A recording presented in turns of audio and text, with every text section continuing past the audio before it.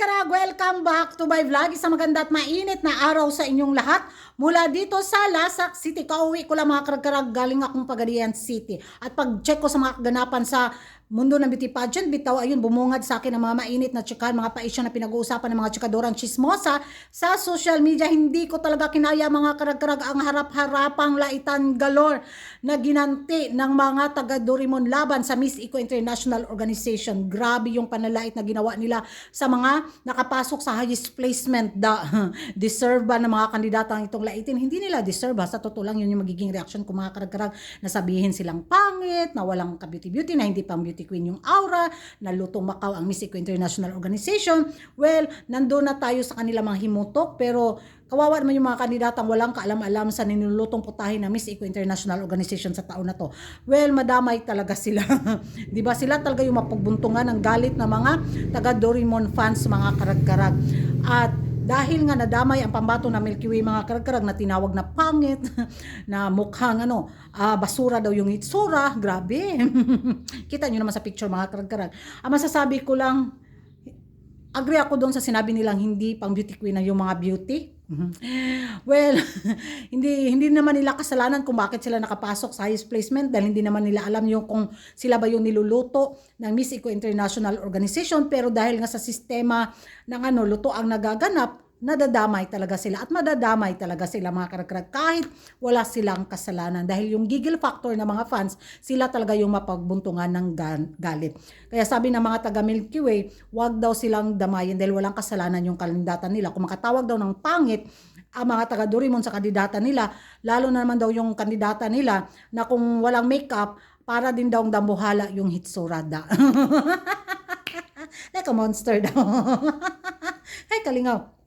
So yan mga karag-karag, yung gigil talaga at dismaya na mga taga Dorimon fans sa taon na to sa Miss Eco International Organization, hindi din masisilisit talaga sila, dahil yung effort nila, yung nagastos nila na suportaran yung kandidata nila sa botohan na kung saan na-scam nga sila, at ang pag-revoke ng lisensya ng Miss Eco International sa Miss Eco Vietnam Organization, di ba? At ito ang pinakamainit na intriga ngayon. Nakisawsaw na naman daw ang pins. Anyari, Doc Gabi, anyari. Bakit ka pa nagsalita, Doc Gabi?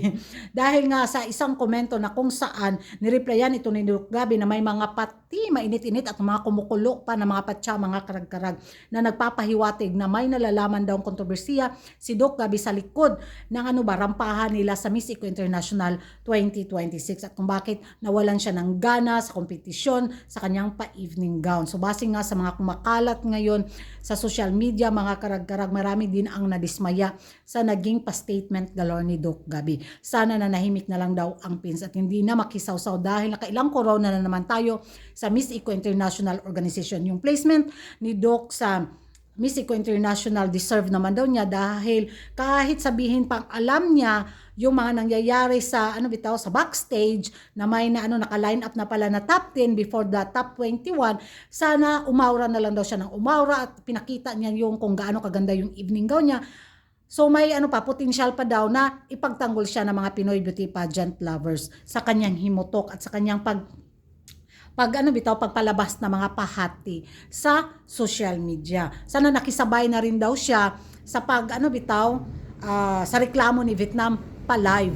Kung may nakikita pala siyang hindi maganda, sana sinabi niya agad doon sa mismong live para wala nang mapa-question mark kung sakaling magsalita pa daw si Doc Gabi. Kaso nga, nakisakay sa ingay ni Vietnam, dahil yun nga, sinisisi daw si Doc Gabi sa kanyang pagkatalo dahil isang taon yung preparation. Kaso wala, yun lang yun daw yung pinakita, at wag daw sabihin ni Doc Gabi na dahil doon sa nangyari may nakita na silang top 10 na nakalinya before the top 21, sana umeksena na lang siya ng bongga. Well, agree ako doon sa mga ibang sentimento na mga chismoso at mga chismosa, mga beauty pageant lovers, mga karag-karag. May punto naman sila, at well, karapatan naman ni Doc Gabi din na sabihin kung ano yung nalalaman niya. Kahit sabihin sumabay sa hype ng Vietnam, well, dapat din niyang sabihin kung ano yung nalalaman niya para aware din yung sirkulasyon ng mga chismoso at mga chismosa sa social media, di ba? At ang magiging reaction ko din is, wala na. Tanggapin na lang natin na hanggang doon lang talaga ang placement ng Pilipinas, at kung manisi man tayo, lagyan na lang natin ng tuldok.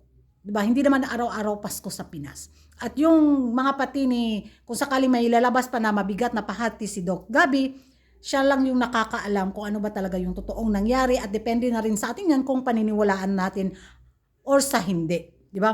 Alam naman natin na sa mundo ng beauty pageant, hindi talaga yan maiiwasan yung mga cooking show eksenang resulta galore.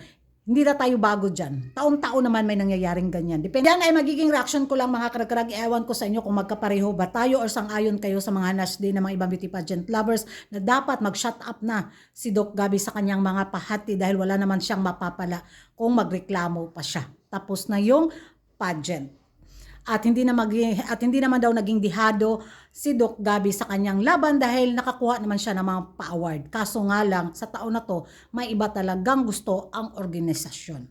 So, yan ang mga karag-karag. Mag-ingay tayo sa comment section at kung hindi ka pa nakapag-subscribe sa YouTube channel ko, don't forget to like and subscribe Kuragan Karag and hit the notification bell para updated kayo sa mga latest kaganapan at lit na intriga sa mundo ng beauty pageant.